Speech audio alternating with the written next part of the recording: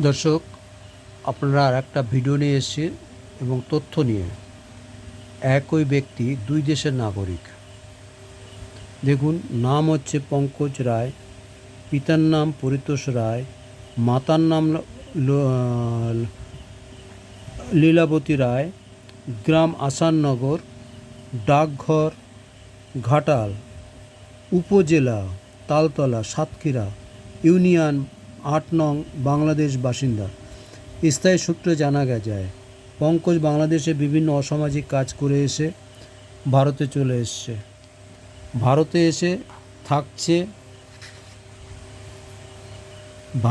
থাকছে পঙ্কজ রায়ের ভিজিটিং কার্ডটা দেখুন।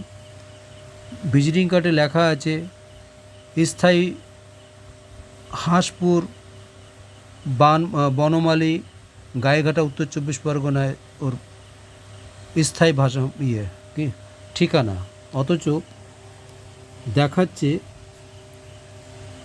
অন্য জায়গা। এই যে তার বাংলাদেশের পরিচয়পত্র, আপনারা দেখতে পাচ্ছেন বাংলাদেশের পরিচয়পত্র। আপনারা দেখুন, ভিজিটিং কার্ডটা দেখালাম। কিভাবে বাংলাদেশিরা আমাদেরকে, ভারতবর্ষের প্রশাসনকে বোকা বানাচ্ছে দেখুন।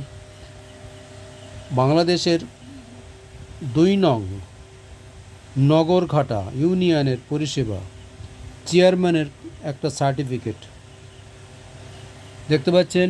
আপনারা ভালো করে দেখুন, পঙ্কজ রায়, পরিতোষ রায়, দেখুন, আপনারা তথ্য দেখুন। এটা বাংলাদেশের পঞ্চায়েত লিখেছে। দেখুন, এইটা হচ্ছে আমাদের ভারতের পরিচয়পত্র, ভারতের ভোটার লিস্ট। দেখুন, এই যে মালটা বিডি লেখা আছে, এই যে তার মার, এই যে তাদের নাম কিভাবে উঠেছে দেখুন। আপনারা স্পষ্ট ভাষায় দেখতে পাচ্ছেন 25 ওয়েস্ট বেঙ্গলে কীভাবে ভোটার লিস্টের নাম তুলছে।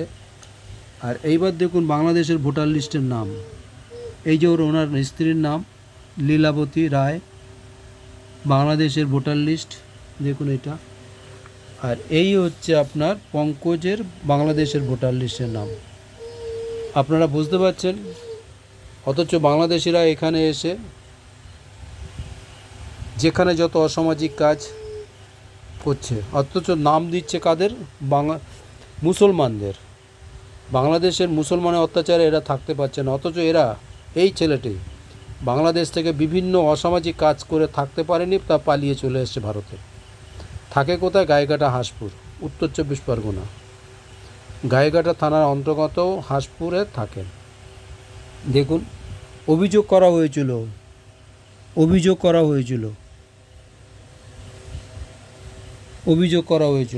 দেখুন, আপনারা স্পষ্ট ভাষায় দেখুন বাংলাদেশের পরিচয়পত্র, পঙ্কজ রায়ের ভিজিটিং কার্ড দেখুন। ভিজিটিং কার্ডে কী বলছে? বিএলআরও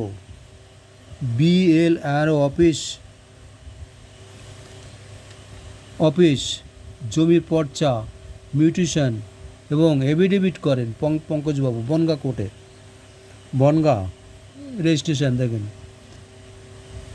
বনগাঁ উত্তর ২৪ পরগনা রেজিস্ট্রেশনে কাজ করে। আপনারা বুঝতে পারছেন।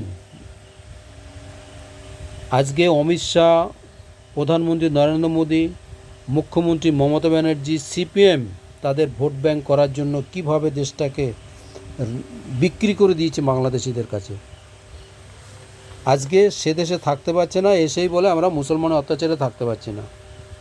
অথচ দেখুন, এই যে যতগুলো ভোটার লিস্ট আপনাদের দেখালাম, এই যে বাংলাদেশের ভোটার লিস্ট দেখালাম, এখানে দেখুন একটা মুসলমানের নাম পাবেন না।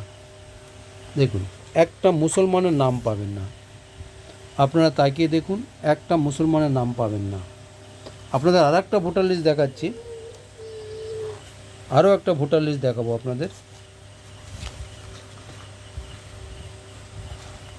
আরও একটা ভোটার লিস্ট আপনাদেরকে দেখাবো।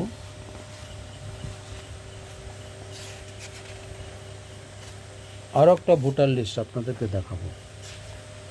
দেখুন,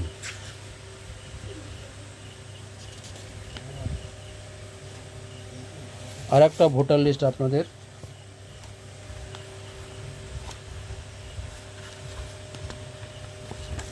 দেখুন এই যে ভোটার লিস্ট দেখতে পাচ্ছেন, বাংলাদেশ নির্বাচন কমিশনার ভোটার তালিকা নং পুরুষ, খুলনা জেলার ভোটার লিস্ট এটা। দেখুন এখানে একটা বাংলাদেশিদের একটা মুসলমান পাবেন না, একটা মুসলমান পাবেন না। তাইকে দেখুন, আপনাদের ভালো করে দেখাচ্ছি, ভালো করে দেখুন, একটা মুসলমানের নাম পাবেন না। অথচ এরা পশ্চিমবাংলায় এসে বলে মুসলমানের অত্যাচারে থাকতে পারছি না। এখানে তো মুসলমান নেই, তাহলে এখানে অত্যাচার করলো কে? আপনারা এই যে দেখান, এই যে দেখতে পাচ্ছেন ভোটার লিস্টটা।